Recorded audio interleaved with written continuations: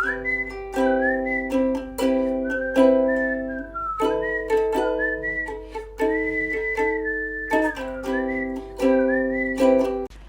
my gorgeous friends. As you can see from today's title of the video, I am going to talk to you about how I read so many books. I get asked this question a lot, mostly from people who don't read a lot of books or like aren't on Bookstagram, BookTok, etc. But I thought I'd make it anyway, even if they're not gonna see this, just because I have a reason. I have a reason for reading so many books. So it's currently April 11th is the day that this comes out, and I have read 75 books I think so far this year, and I do have tips.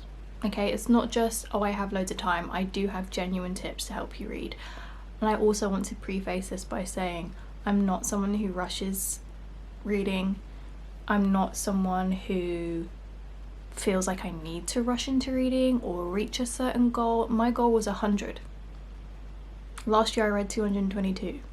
So it's not at all a thing of like, oh, I need to read this much, I need to post this much. It's nothing to do with that. I genuinely do just read this much. So first things first, it's important to note that my environment is here. This is my desk, this is my little space, this is my workspace, and it's also in my bedroom, and I work from home.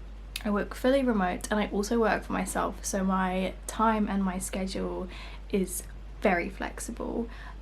Even though I essentially work full-time hours, those hours can be whenever I want. So because of that, I think that is the number one reason I read so much. I was in a little group discussion yesterday with some girls who are also like book influencers, and they were talking about how since they started like other jobs, new jobs, or like extended their time, it's in office, full-time, etc., they've just read less, and they used to read like 250 a year.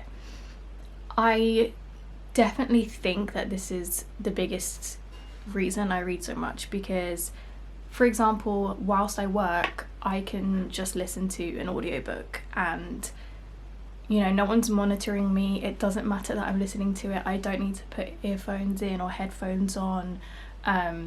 If I have a 5-minute break, I can read an ebook on my laptop, or my iPads, or my phone. I've got physical copies, of course, things like that. That's really why I think I get so much time in when it comes to reading. I am also a very quick reader in general. I'm a quick typer as well. Me and my best friend did like the benchmark test, and it had like a reading and writing test, and I got like 3 times higher than her. So naturally, again, I do think I'm just a very quick reader. And I think another big thing, and I've spoken about this before, is I think it was a year ago maybe now, maybe 6 months ago, I don't know, I think a year ago, I kind of thought about the concept of mood reading, and before I didn't get it, and then I started to do it, and I literally felt like my life changed. I went from reading like 60 books a year to 222. I used to pick up a book, I think it's also part of my OCD, but I used to pick up a book and be like, I have to finish this. I still feel that way, but because I mood read, there's much less pressure. So for example, I'll have a physical copy and an audiobook and 2 ebooks, because I have NetGalley, Kindle, and 𝙂𝙧𝙧𝙀, I don't know how you fucking say it. Yeah, whatever, you know what I'm talking about. So I have different formats, and then I have Apple Books, etc. So I'm usually reading 2 at least, ebook wise. Usually like a NetGalley and just an Apple Book or something. And if I really start to struggle with one of those formats, I find that just switching to another format, I'm like burning through a different book very quickly because the other format I'm struggling with. So I had like I think it was 𝙃𝙚, which was in the end like literally a 5-star book. It was brilliant, but it was so hard for me to get into, and in the time that I was trying to get through it, I think it took me like 2-3 weeks, I had read another 15 ebooks and audiobooks. So I think mood reading is also such a big key to how I consume so much, because I'm adapting to mentally what my capacity is. I also think another factor is travel. So I know that when you drive you can listen to audiobooks, but I don't drive. I live in London as well, so we have an incredible public transport system, and whilst using that public transport system, I listen to a lot of audiobooks, or a lot of the time, again depending on my mood, I'll be reading an ebook on my phone, usually on NetGalley, and just like it's not even, again, it's not a timed thing, it's not a thing of like, oh, I should be reading, this is the only time I get to read. It's literally like, I'm not in the mood to listen to music today, let me read. Like, I just use up all my spare time to read because I love it so much. It's not something I have to force, and I think that's why it makes it so easy. I think, again, this is something that helps, but it's not something that you can necessarily just do. But I have such a ranging taste in books. Like, I read everything. The girls that I was speaking to yesterday were pretty much solely into romance, and it's embarrassing looking at how many books I have over there. I literally think it's about 500, which is terrifying. But I read contemporary, a lot of non-fiction, obviously romance, a lot of books about art, photography, fashion, creative stuff basically, a lot of historical pieces, fantasy, and not romantasy but fantasy. And of course I do read romantasy, but you know what I mean. So literally like everything, and I think that helps as well and really ties in with the mood reading, because I'm not always in the mood to read about a romance. Sometimes I want to understand my brain and why my PTSD is the way that it is, and I love reading about the science behind humans and things like that. So again, it's that also really strengthens my mood reading and how quick I get through something. I think the last factor as well is